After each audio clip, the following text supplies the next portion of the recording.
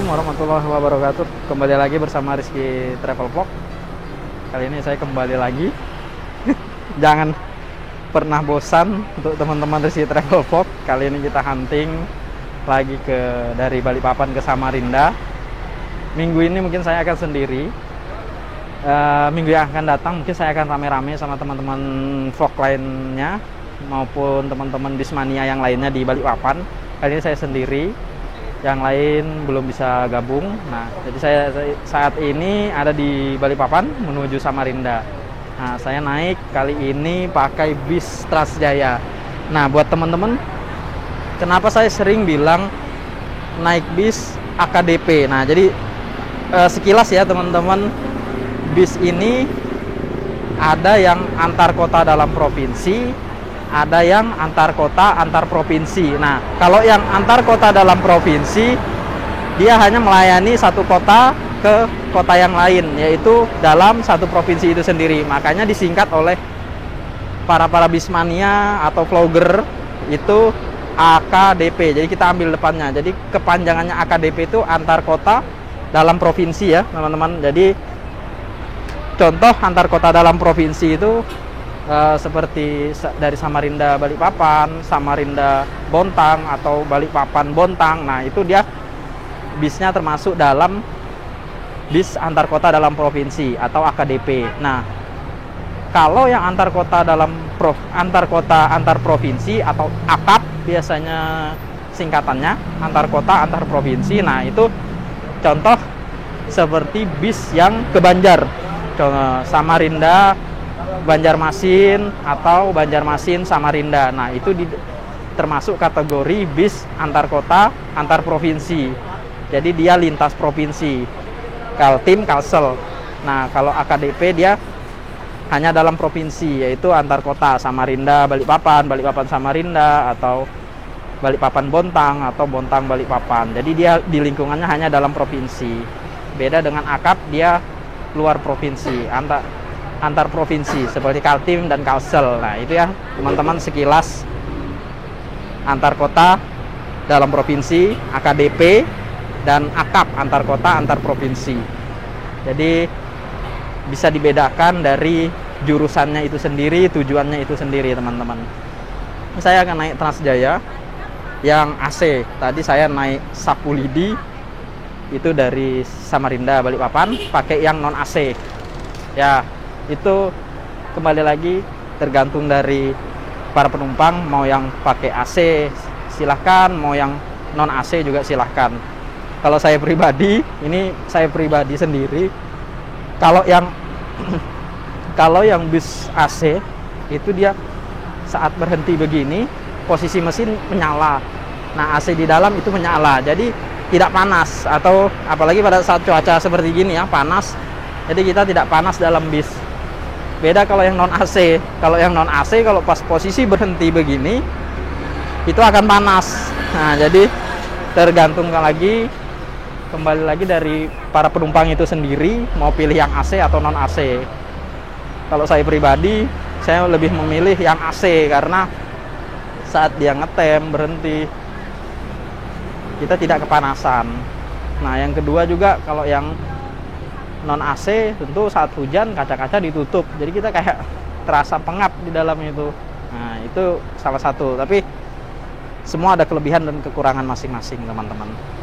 Jadi gimana teman-teman bisa memilih antara AC dan non AC. Tapi kalau untuk ke Banjarmasin, yang pernah saya bilang di video sebelumnya, yang saya review di video terminal Sungai Kunjang, kalau yang Banjarmasin, Balikpapan maupun Samarinda, ya intinya yang tujuan ke Banjarmasin itu sudah tidak ada lagi yang pakai non AC. Jadi rata-rata itu AC semua.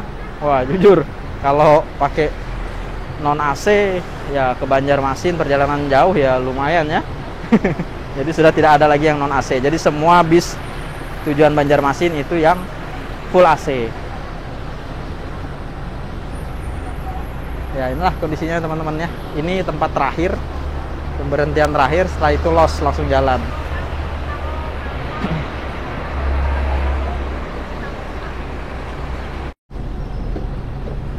Oke teman-teman, Rizky Travel Vlog, inilah keadaan situasi di dalam kabin yang bis Transjaya versi AC ya. Nah, saya nih kali ini pilihnya di bangku belakang karena ternyata rata-rata bis yang sekarang itu tidak lagi jarang memilih lewat KM13 ya. Oke teman-teman, kali ini saya memilih di kursi paling belakang karena saya ingin menikmati bagaimana duduk di belakang. Memang kalau ngevlog yang bagus itu di depan, cuman tadi saya dikasih tahu bahwa untuk bis yang Samarinda Balikpapan maupun sebaliknya, walaupun di pintu gerbang tol KM13 Karangjoang Balikpapan udah dibuka dan gratis, mereka tidak memilih lewat gerbang tol itu. Mereka lebih memilih gerbang tol Samboja. Karena kenapa? Kalau mereka lewat KM13 Karangjoang, mereka sulit untuk mendapatkan penumpang karena langsung dari Samarinda lepas lewat tol keluar sudah di Balikpapan. Jadi kalau mereka lewat gerbang tol Samboja, mereka masih bisa stop seperti di kilo 14, 15, 17 daerah Balikpapan. Karena ada juga penumpang yang sebagian turun di kilo 17 Balikpapan, kadang ada kilo 15 Balikpapan, ada yang turun di daerah itu. Jadi mereka para bis ini, driver bis memilih mereka tidak melalui pintu tol KM13 Karangjoang. Jadi mereka lebih memilihnya pintu tol gerbang Samboja. Makanya kalau seandainya mereka lewat KM13 Karangjoang, saya mungkin akan duduk di depan, tapi tidak lewat di KM13 Karangjoang. Jadi saya lebih memilih di belakang, duduk di belakang, karena di video sebelumnya itu sudah saya review bagaimana keadaan gerbang tol Samboja sampai perjalanan tol. Jadi saya lebih memilih ya sekali-kali duduk di belakang. Oke teman-teman, ya inilah kondisinya, situasi di dalam bus Transjaya yang AC. Jadi untuk bus ini sendiri teman-teman, untuk tujuan Samarinda Balikpapan maupun sebaliknya, biasa mereka akan berangkat kalau sudah lebih dari 12 atau sampai 15 penumpang, karena untuk menutup biaya solar dan biaya tol. Nah, jadi mereka harus ngepaskan penumpang kurang lebih 12 sampai 15 orang baru mereka akan berangkat. Ya, kita pahami saja karena di transportasi Samarinda Balikpapan maupun sebaliknya memang peminatnya tidak terlalu ramai, karena selain mudah dalam menjangkau Balikpapan dan semua warga juga punya masing-masing kendaraan. Beda kalau perjalanan jauh. Jadi biar banyak tempat duduk begini, paling nanti hanya 12, 15 penumpang dalam satu bis ini. Kadang 20, kadang kurang, kadang bisa lebih, tergantung penumpang itu sendiri di hari itu. Ya inilah ironi ya antara Samarinda Balikpapan ini untuk bis memang tidak seramai seperti zaman-zaman tahun 2000 ke bawah atau 2005 ke bawah yang cukup ramai ya. Semoga saja dengan perpindahan ibu kota ini masyarakat di sekitar Samarinda Balikpapan ramai, jadi bisa meningkatkan transportasi yang lebih bagus, yang lebih menarik seperti di pulau-pulau Jawa. Oke teman-teman, ya inilah kondisinya kalau duduk di belakang ya guys, kita serasa sendiri.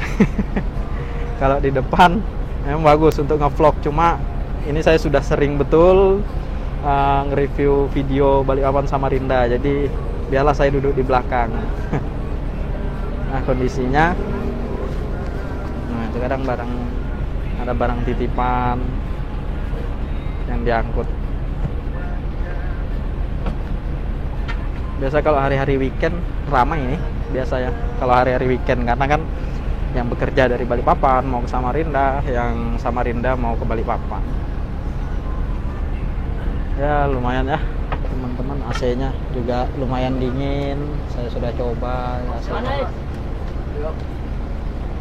AC-nya lumayan dingin lah.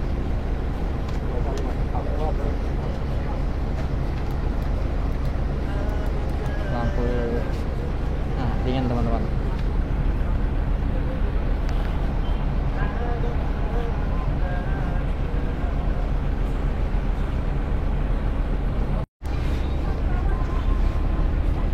Oke teman-teman, Rizky Travel Vlog. Penumpang udah mulai naik satu persatu, mulai keterisian penumpang udah mulai lumayan nambah. Biasanya sih tunggu 12 atau 15 orang biasa baru bis ini akan berangkat. Ya teman-teman, untuk tarif sendiri kalau bis yang AC dari Samarinda Balikpapan maupun sebaliknya itu 43.000. Itu yang AC. Kalau yang non AC itu sebesar 35.000. Jadi ada perbedaan kurang lebih 8.000 ya, antara AC yang dan non AC. Jadi kalau AC itu 43.000, kalau yang non AC itu 35.000. Ya, cuma kalau yang AC, kalau kita lagi posisi menunggu begini, ya kita enak karena mesin mobil nyala, AC juga nyala. Jadi biar panas tidak terlalu panas betul, biar lama juga tidak terlalu lama kita menunggu karena ada AC. Jadi kita serasa enak di dalam bis ini sambil menunggu untuk keberangkatan. Nah, penumpang sudah mulai mengisi satu persatu. Seperti biasa kalau sudah 12 atau 15 orang itu biasa bis akan berangkat. Jadi langsung los sampai ke gerbang pintu Samboja. Saya kalau untuk memilih bis, nah ini yang saya ingin tanya nih ke teman-teman Bismania, teman-teman vlogger maupun para penumpang bis khususnya atau pecinta bis, itu saya ingin tanya ke teman-teman nih, bukan tebak ya, tapi saya ingin menanya, lebih memilih bangku di mana? Di depan dekat sopir atau paling depan dekat dengan kaca duduk paling depan, atau di barisan kedua atau tengah-tengah? Nah, contoh seperti di barisan ini sama ini, atau pilih di belakang seperti saya duduk ini yang agak lebih tinggi dari penumpang yang lain. Nah, contoh seperti ini ya. Nah, saya agak tinggi jadi kelihatan dari tempat saya duduk sampai ujung di depan. Tapi kalau yang di depan ini dia terlindung dengan kursi. Nah, jadi teman-teman tuh pilih yang mana? Silahkan di kolom komentar, komen ya, komen. Enaknya posisi duduk kalau naik bis itu yang mana? Baik yang AC maupun non AC. Silahkan di komen ya buat teman-teman. Saya tunggu komennya. Kalau saya sendiri, saya lebih memilih duduk kalau untuk vlog ya. Ini kalau untuk khusus vlog. Kalau vlog saya memilih paling depan, karena langsung berhadapan dengan kaca mobil. Itu yang kalau untuk vlog. Tapi kalau untuk sebagai penumpang biasa, saya lebih memilih di depan sama di belakang seperti ini. Karena jujur, saya kalau pilih di antara tengah-tengah atau di depannya itu ada kursi seperti di depan ini, jejeran ini, nah itu saya agak mabuk dan pusing. Karena pernah saya perjalanan, waktu itu belum ada YouTube saya masih perjalanan waktu itu naik Samarinda ke Melak. Nah, saya duduknya pas di tengah-tengah, tidak dapat di belakang, tidak dapat di depan karena penuh. Saya mabuk di tengah perjalanan. Makanya saya kalau untuk vlogger saya lebih memilih di depan, di belakang hanya sekali. Tapi kalau untuk penumpang saya memilih di belakang sama di depan. Itu yang saya pilih. Jadi tergantung mana yang teman-teman lebih suka. Tapi ingat, komen ya buat teman-teman lebih suka duduk yang di mana kalau naik bis. Saya tunggu komennya teman-teman. Jadi bebas kita mau memilih duduk di mana. Yang belum sempat saya review adalah ke Samarinda Banjarmasin dan Samarinda Melak. Pernah saya naiki Samarinda Melak, cuma waktu itu saya belum punya YouTube. Nah, itu yang saya coba. Gimana perjalanan keseruannya di sana, gimana sensasinya naik bis yang non AC dari Samarinda ke Melak, karena bis Samarinda ke Melak itu rata-rata pakai yang non AC ya teman-teman, pakai yang non AC. Banyak dulu ya bis menuju ke Melak itu, kalau tidak salah dalam sehari itu ada 7 bis ya. Kalau ke Melak dulu banyak ya teman-teman, ada 7 PO, perusahaan otobis yang melayani rute Samarinda Melak. Yang setahu saya dulu ada Rinda Lestari, Bigung Indah, terus ada pada Idi, Arafat, Orgamu, terus ada, pokoknya banyak dulu. Saya hampir lupa, saya seingat saya hanya itu saja, Rinda Lestari, Bigung Indah, Arafat, pada Idi, sama Orgamu yang saya ingat. Itu sehari jalan itu 7 bis sekali jalan. Tapi sekarang semenjak corona melanda, bis tujuan Samarinda Melak itu di stop sampai dengan sekarang. Entah kapan akan beroperasi lagi. Semoga saya cepat akan beroperasi lagi, jadi kita bisa YouTube buat teman-teman vlogger, buat teman-teman Rizky Travel Vlog bisa mencoba rute Samarinda Melak. Kalau dulu kalau tidak salah tiketnya itu hampir 100.000 sekali jalan dari Samarinda Melak. Nah itu saya mau coba nanti apabila sudah beroperasi. Nah yang kedua, Samarinda Banjarmasin. Nah ini yang belum ada sempat waktu saya untuk vlog bis Samarinda Banjarmasin, bagaimana keseruannya. Nah untuk Samarinda Banjarmasin ini ada dua otoritas yang melayani rute Samarinda Banjarmasin. Yang pertama swasta, yang kedua itu pemerintah. Pemerintah itu diambil oleh Damri. Kalau yang swasta itu banyak macam-macam PO, ada Pulau Indah Jaya, Bintang Mas, ada Samarinda Lestari. Nah itu yang swasta. Nah untuk bis yang Damri, dia lebih jauh rutenya, yaitu lewat Tanah Grogot via Batu Licin. Itu kurang lebih 250.000 kisaran harganya. Kalau yang swasta, dia tidak memilih Grogot, dia langsung. Nah itu sekitar 235.000, jadi cuma beda 15.000. Dan semuanya AC, tidak ada yang non AC, jadi semua full AC. Sekarang bis Banjarmasin sudah AC semua, tidak ada yang non AC lagi ya. Jadi itu yang saya akan coba nanti. Semoga ada waktu, ada kesempatan, saya trip dari Samarinda Banjarmasin teman-teman.